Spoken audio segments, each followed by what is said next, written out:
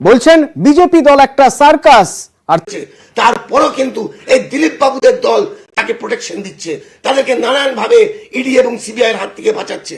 আজকে সেই দলটার অবস্থা কি আগে দিলীপ বাবু নিজে সেটা বলুক। বিশ্বজিৎ, এই তোলাবাজি প্রসঙ্গটা আপাতত তোলা থাক, কারণ এই তোলাবাজি প্রসঙ্গে কিছু বক্তব্য আমরা জনতাকে শোনাবো। তবে আপনার এই বক্তব্যের প্রেক্ষিতে সুদীপ্তদা কি বলছেন এই মুহূর্তে শুনতে চাইবো। সুদীপ্তদা, একজন ভদ্র মানুষ, কিন্তু দুর্ভাগ্যের বিষয় যেহেতু ওনাকে রিপোর্ট করতে হচ্ছে এমন একজনকে যিনি ওই দলের মুখপাত্র তথা কুণাল ঘোষ, যিনি 3 থেকে 3.5 বছর এক সময় জেল খেটে এসেছেন, এবং যখন ওনাকে জেলে নিয়ে যাওয়া হতো তখন উনি চেঁচিয়ে বলতেন যে বিশ্বজিৎ বাবুদের যে সর্বোচ্চ নেত্রী তিনি নাকি সারদা কাণ্ডের সবকিছুর জন্য দায়ী। এবং আপনারা জানেন, আপনাদের কাছে ভিডিও ক্যাসেট আছে। আজকে সেখান থেকে কুণাল বাবু, যেহেতু কুণাল বাবুকে ওই আসনে বসানো হয়েছে, সেহেতু কুণাল বাবু ওই কাঁটাটা ঘুরিয়ে আজকে শুভেন্দু বাবুর দিকে কথা বলছেন। কিন্তু কুণাল বাবু সেই যে 3.5 বছর যখন ওনাকে জেলে নিয়ে যাওয়া হতো, সেই সময় কুণাল বাবু কেন শুভেন্দু বাবুর নাম নেননি? কুণাল বাবু তো সুদীপ্ত সেনের ডানার ছিলেন, এবং উনি সুদীপ্ত সেনের ডানার ছিলেন বলেই 3.5 বছর উনি জেল খেটে এসেছেন।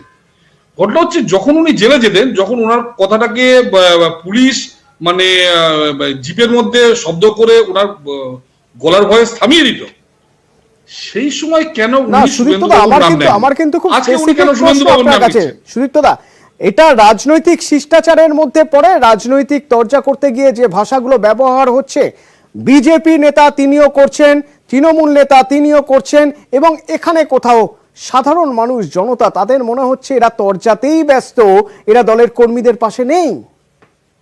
গত 6 মাস আপনারা দেখুন যেভাবে ভোটের পর মানুষের উপর যে অত্যাচার করা হয়েছে, নারীদের উপর যে অত্যাচার করা হয়েছে, মানুষের দোকান ভেঙে দেওয়া হয়েছে এবং তার সঙ্গে মানুষের কাজ কেড়ে নেওয়া হয়েছে। এরপর দিলীপ বাবু যে কথাটা বলেছেন, সেই কথাটা কি কোনো ভুল কথা বলেছেন? আপনি বলুন, এর জায়গায় কোন প্রতিশব্দ বসানো যেতে পারে? বেশ সুদীপ্তদা, সুদীপ্তদা, একদম আপনার এই কথার সূত্রেই না বিষয়দা, প্লিজ বিষয়দা, ওটা হচ্ছে আপনাদের ফ্রন্টাল অর্গানাইজেশন, তারা একটা মিথ্যা রিপোর্ট দিয়েছে। না বিষয়দা সুদীপ্তদা, আপনাদের এই কথা প্রসঙ্গেই যেখানে টাকা প্রসঙ্গ আসছে, যেখানে সারদা প্রসঙ্গ আসছে, সেখানেই আমি চট করে একটু শুনিয়ে নিতে চাইব জনপ্রতিনিধি সম্পর্কে একজন নেতা কি মনোভাব। তিনি ভাবছেন বা তিনি বলছেন জনপ্রতিনিধি হওয়ার জন্য এত হুড়োহুড়ির পিছনে সঙ্গত কারণ রয়েছে। সেই কারণও তিনি ব্যাখ্যা করছেন। কে ব্যাখ্যা করছেন? বিজেপি রাজ্য সভাপতি সুকান্ত মজুমদার। শুনুন। তৃণমূল কংগ্রেসের জনপ্রতিনিধি হওয়ার জন্য এখন চরম কম্পিটিশন, কারণ একবার সবাই জানে যে একবার যদি জনপ্রতিনিধি হওয়া যায় তাহলে আগামী 5 বছরের মধ্যে কোটি কোটি টাকা রোজগার করা যায় অবৈধভাবে। কোটি কোটি টাকার অভিযোগ তুলছে, সেটা কি বিজেপির ক্ষেত্রে প্রযোজ্য? তাহলে তো আমি কোটি কোটি টাকার মালিক হতাম। আমি তো জনপ্রতিনিধি, 2.5 বছর ধরে আছি।